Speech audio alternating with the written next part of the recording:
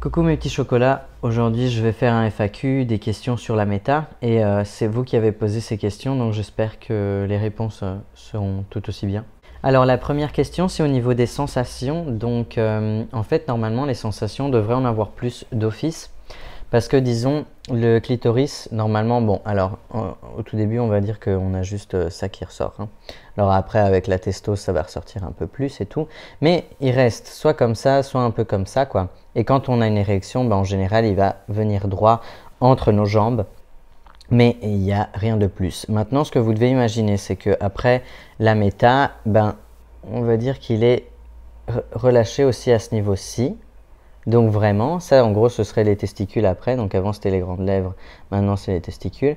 Donc maintenant le pénis il peut vraiment, même un peu plus on va dire, il peut vraiment se balader dans tous les sens, mais du coup on a toute cette partie maintenant qui n'existait pas vraiment avant parce que elle était à l'intérieur.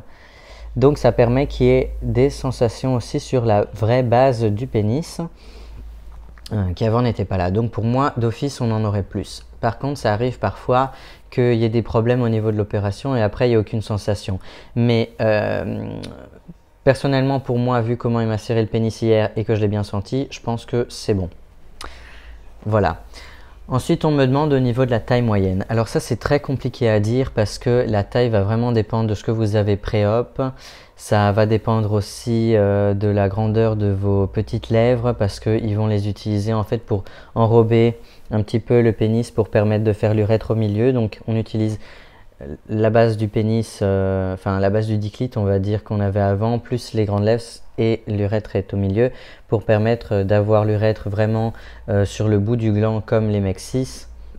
Donc ça va passer vraiment le gland, enfin ça reste le gland qu'on avait avant, donc ça fait le petit capuchon comme ça et puis ce sera ici quoi. Enfin je sais pas, je saurais pas trop montrer ça comme ça mais... Donc voilà, on peut avoir entre 2, 3 à 7 cm d'après moi. Alors ensuite on me demande avec ou sans fermeture du vagin, bah moi oui. Alexandre aussi, mais lui c'était dans sa pré-phallo qu'il avait fait il y a longtemps. Et voilà, par contre ça reste un choix, hein, ça je dis bien, tout comme la scrotoplastie et les implants, ça reste un choix. Si vous voulez pas, vous le faites pas. Moi j'ai eu l'urétroplastie directement. Alors on me demande combien d'étapes et à quel moment aura lieu l'urétroplastie. Pour moi elle a déjà eu lieu. Maintenant je ne sais pas exactement comment ça se passe dans les pays où ils font en plusieurs étapes, mais je pense que l'urétroplastie c'est toujours dans la première étape. Avec le rallongement du clitoris, donc on coupe le ligament, il me semble. Hein. Je suis pas sûr. Mais donc voilà, moi j'ai déjà un urètre et tout, ça c'est là.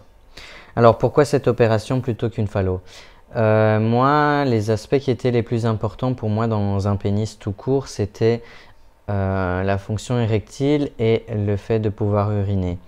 La fonction sexuelle et la taille n'ont jamais été des choses importantes pour moi.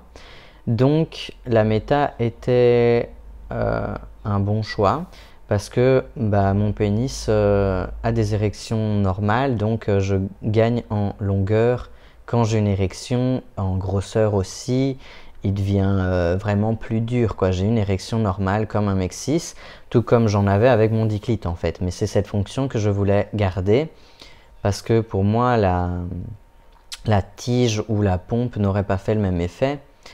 Et ça ne m'intéressait pas vraiment d'avoir un grand pénis pour avoir des relations sexuelles avec.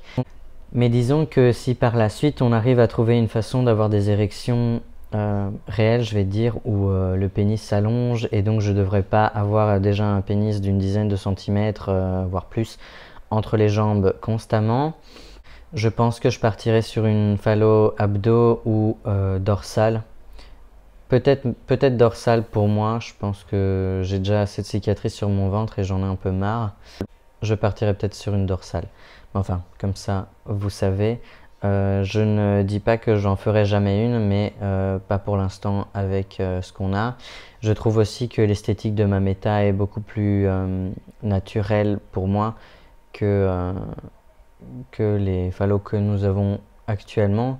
Mais les phallos c'est beau aussi quoi. Mais ce que je veux dire c'est que pour moi c'est important aussi d'avoir une peau amovible et aussi que ça se voit que la peau est plus douce et qu'on voit les veines et tout ça. Enfin voilà. Alors pour les rapports après, on va dire que on ne peut pas vraiment pénétrer avec un petit pénis comme ça.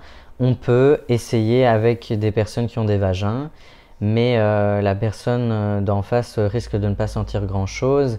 Mais bon, voilà, là ça reste à chacun. Moi personnellement, on va dire que je pourrais continuer à utiliser des prothèses si jamais je voulais avec mon partenaire, enfin voilà, sans rentrer dans les détails. Mais il y a le Bono par exemple qui a un vibro au niveau de mes parties intimes, donc celui-là il fonctionnerait très bien parce qu'il ne gênerait pas pour mon érection. Après, je pense que des prothèses où il y a une rod à l'intérieur, donc une tige dure en silicone, on peut toujours faire un trou à l'intérieur pour permettre de mettre notre pénis, où on la coupe un petit peu, hein, comme ça il y a un espace pour le pénis, ça peut très bien se faire. Il y a Transthetics qui a créé une prothèse qu'on ajouterait à nos parties. C'est la Hot Rod qu'ils ont créée et on l'attache à notre pénis comme ça, mais c'est long quoi. Et ça permet plus ou moins d'avoir des rapports sexuels, mais il faut qu'ils soient vraiment soft quoi. Il faut pas y aller comme des malades. Et c'est mieux quand on a une méta d'office parce que du coup le clitoris reste pas en bas, le pénis il peut se lever quoi. Le clitoris il va rester ici. Mais voilà, donc si on est comme ça et qu'on le met d'office, on pourra faire plus de positions et il y a moins de chances que ça parte. Mais aussi comme il y a un vide, en fait il y a une succion, donc ça permet que ça reste un peu plus en place, même pour les personnes non opérées, hein. Donc la suivante question, c'est est-ce que je peux uriner debout? Donc oui, oui, je peux, comme tout le monde, mais en fonction de la taille du pénis, on peut ou on ne peut pas le tenir en gros. Parce que si on a un tout petit pénis, que les mecs ils font, ce que je vois souvent qu'ils font, c'est qu'ils vont juste l'abaisser, comme ça part droit vers le bas, pour éviter qu'il se relève, il s'appuie vers le bas. Donc on va dire le pénis est comme ça, normalement, hein, entre nos jambes, et ils vont juste le maintenir en bas pour pouvoir pisser. Moi je pense qu'avec la taille que j'ai, je devrais le tenir pour viser, mais on verra. Mais on verra après le retrait du Cystocat. On me demande si ça a le même poids qu'un packer. Non, pas du tout, du tout. Je saurais juste dire que j'ai l'impression que les testicules sont très très lourdes, mais on va dire que c'est parce qu'elles essayent de descendre et que j'ai eu beaucoup d'hématomes. Donc pour moi, c'est pas vraiment une question de poids. Mais non, je ressens rien du tout à ce niveau-là. J'ai pas l'impression d'avoir quelque chose en plus, à part pour les couilles, que là vraiment... Voilà.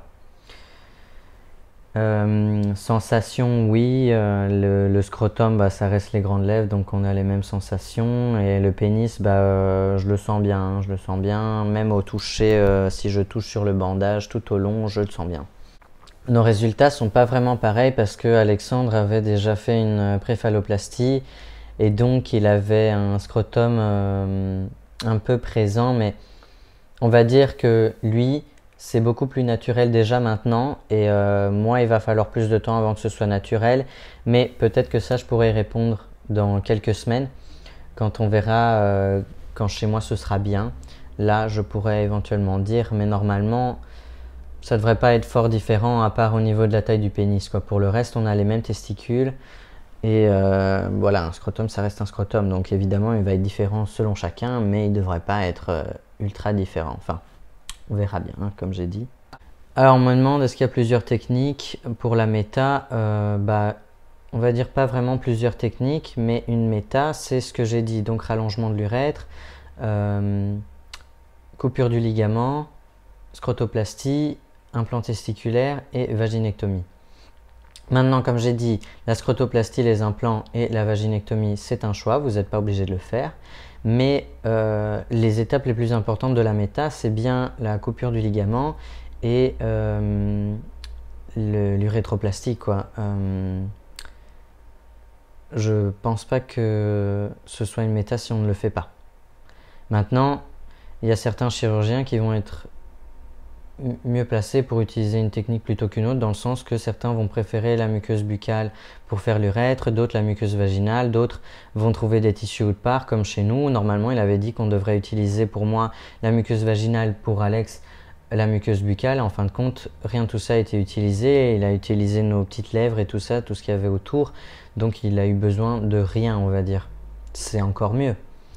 Mais je ne suis pas sûr qu'il y ait vraiment des différences entre chaque chirurgien. L'opération dure en moyenne 4 heures, 4 heures et demie comme ça. Alex a duré un peu moins longtemps parce qu'il avait déjà une partie de fête, donc je crois que ça lui a duré 3h30, 3 heures. Voilà. On me demande si les parties ont un bon passing. Alors oui, d'office, parce que c'est un micro-pénis. C'est exactement comme un micro-pénis. Il n'y a aucune différence entre mes parties et un homme qui est né avec un micro-pénis. Il faut vraiment imaginer, c'est la même chose. D'ailleurs, en parlant de ça, les gens qui voudraient voir des résultats, ils peuvent me contacter en privé sur Snapchat ou Instagram, que je laisse dans la description. J'ai aucun problème à vous montrer ce que j'ai. Bon, faut juste se dire que pour l'instant, c'est pas parfait, quoi. Je veux dire, j'ai encore des gonflements. Mais niveau passing, c'est exactement pareil. Il n'y a pas de différence. Donc oui, le passing sera très bon. Dans le slip, je ne sais pas exactement ce que ça donne parce que les testicules ne sont pas encore descendus. Peut-être que quand elles seront descendues, ça prendra plus de place. Sinon, ça prend pas énormément de place. Ça, je vais vous avouer, moi, ça prend pas grand-chose comme place. Donc, en slip, ça se voit qu'il n'y a pas grand-chose, quoi. Mais quand tu le retires, tu vois juste que c'est un micro-pénis, quoi. Ça reste naturel. D'office, c'est plus petit que d'avoir un packer. Mais comme je paquais souvent avec le plus petit de mes packers, justement celui de Real Magic, le plus petit qu'ils ont, c'est à peu près pareil là maintenant. Sauf que mon pénis est beaucoup plus grand que celui de ce packer là. Alors on me demande si je saurais faire une comparaison avec le Mr. Limpy XS. En fait, le Mr. Limpy XS, c'est un pénis normal, c'est pas un micro-pénis, donc ça reste compliqué parce qu'un micro-pénis, on va dire que c'est plus de la taille d'un pouce, alors qu'un vrai pénis 6 qui n'est pas un micro-pénis, ça donnerait plutôt ça en grosseur. Donc voilà, ce que je peux dire, c'est que ça fait un pénis comme ça chez moi, de grosseur comme ça. Donc voilà, je ne saurais pas mesurer maintenant. Quand je pourrais peut-être mieux expliquer, mais voilà, c'est à peu près tout. Par contre, on me demande aussi, est-ce que j'ai l'impression d'avoir un vide dans mon boxeur? Alors là, pas du tout. Maintenant, je sais même pas si je vais encore paquer par-dessus, parce que on peut toujours paquer par-dessus, hein. Si moi j'ai envie d'avoir un plus grand pénis, bien me montrer, je peux très bien paquer encore, ça, il n'y aurait aucun souci, parce que de toute façon, quand elle est flasque, elle reste vers le bas. Maintenant, je peux pas dire si j'ai une érection à un moment, chose qui ne devrait normalement jamais arriver parce que je suis demi-sexuel et plutôt penchant asexuel, donc j'ai pas vraiment d'érection comme ça. Éventuellement, à ce moment-là, ça pourrait peut-être être gênant de paquer et d'avoir une érection, mais voilà. Maintenant, ça, je sais pas dire maintenant parce qu'il faudra que j'attende d'être chez moi et que tout ça soit en ordre, on va dire. Donc voilà, j'espère que ces réponses sont bien pour tout le monde, qu'elles vous ont aidé à comprendre certaines choses de ma méta. Et voilà. Bon week-end, bonne semaine, amusez-vous bien. Et on se revoit, je sais pas trop quand, pour une prochaine vidéo.